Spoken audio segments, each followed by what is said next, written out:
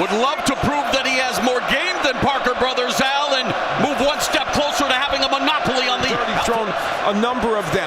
Controlling things with the jab is vital for both men. Definitely, I agree, Al. And you can counter that counter. When you step in, obviously if you get counter, you're going to walk into the counter. But if you don't step in and you just shoot... Parker, now completely healthy, has the best stick in the business. Anthony Joshua. And that's what Parker needs to do. See that jab that he uses at times, a nice right hand to the body by Joshua. Joshua and Parker looking to establish the jab early.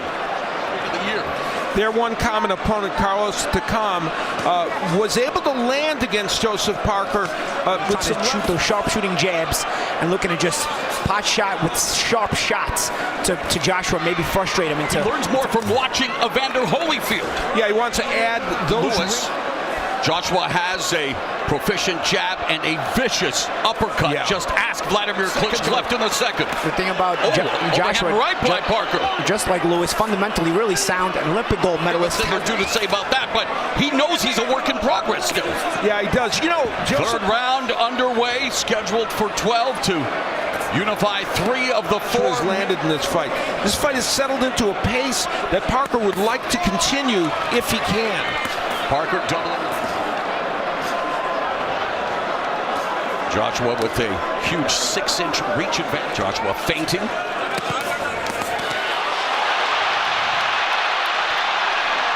Some great fundamentals. Just past the midpoint of Joshua's attention, because Joshua's settling into a pace where he's starting to get the pressure off on Parker. Parker himself has landed a couple of with his elbows, having that double elbow surgery, and there the left hook and the against Carlos Takam, there was a clash of heads early in the fight that really affected Anthony Joshua. Anytime Joshua does get off some shots, he just shoots a counter jab. It's not going to knock you out. It's not going to hurt you. But what it does is it stops Joshua from... And I would say impatiently so, Al Bernstein.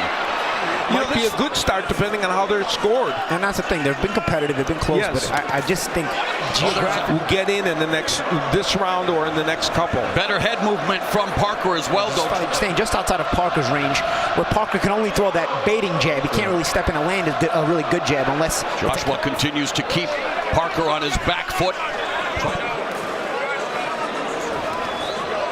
Double jab by Parker, and Parker utilizing his speed to get on the inside of Joshua momentarily there. Yeah, some couple good body shots there. Hanging tough with Anthony Joshua. Let's get busy now. Give me the double jab,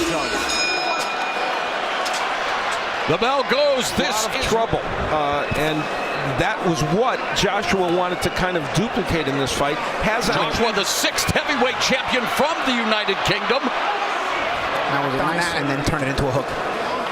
And again, Parker lunging in with the double jab, miss for a ferocious left hook. He was, and of course Kevin Barry was his trainer, and this is like deja vu for Barry again. Punches thrown in a heavyweight fight.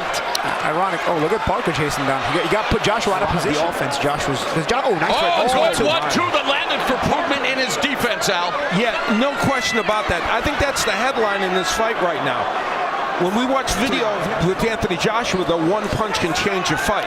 Well, Parker said that he is here for war. He told us that. And that's not the kind of approach you want to take on a slick guy like Parker.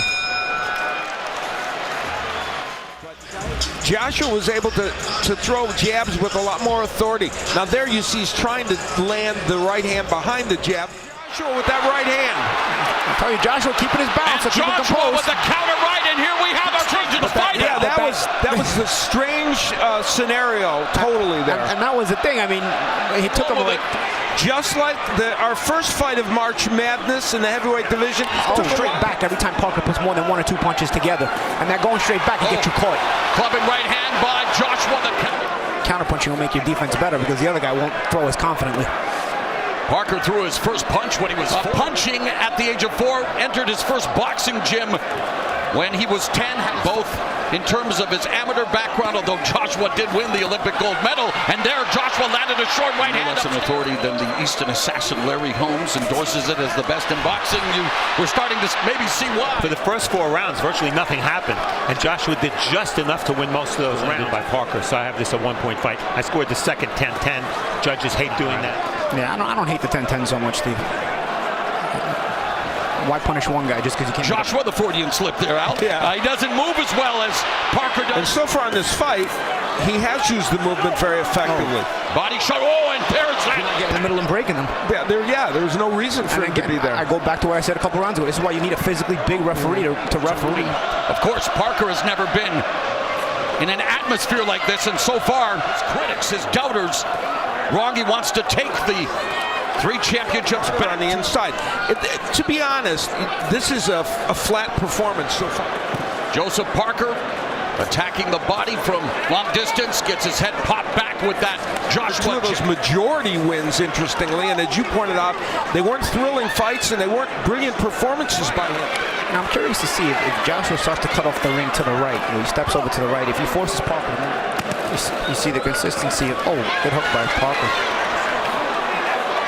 Jab to the body from both Joshua and Parker. He has slowed the pace of this fight appreciably in his own. Oh, there's a left hand that lands for Joshua. Goes upstairs with another jab, but doesn't follow up with that vaunted right hand, the painful anesthetic. Pick the pace up a little bit now, all right?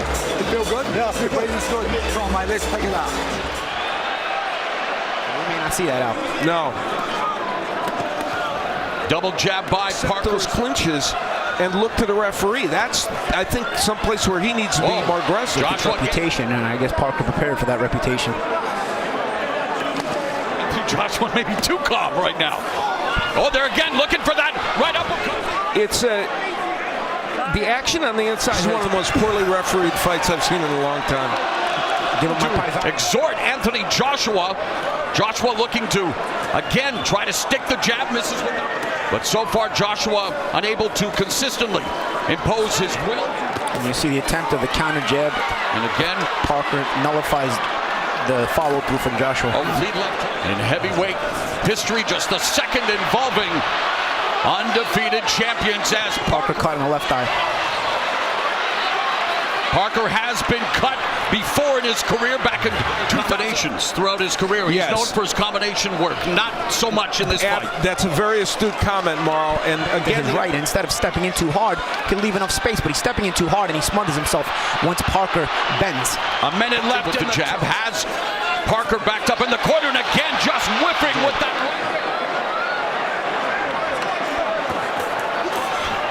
Remember, fight over 11 rounds or 10 plus rounds against Joshua, and he has done it. And they said, everybody said going into this fight, both corners to control the jab. But especially with a big, especially with such a bigger puncher, like especially with such a bigger puncher like Joshua. But Joshua does have a contractually mandated. Yet to see any real sense of urgency from either Joshua or Parker. Highly tactical affair. Mothballs in this fight. The left hook, which I put in the keys because I thought it was going to be the major power punch. It looked like it did damage, but there's a combination on Joshua. That's why he says he works hard every day.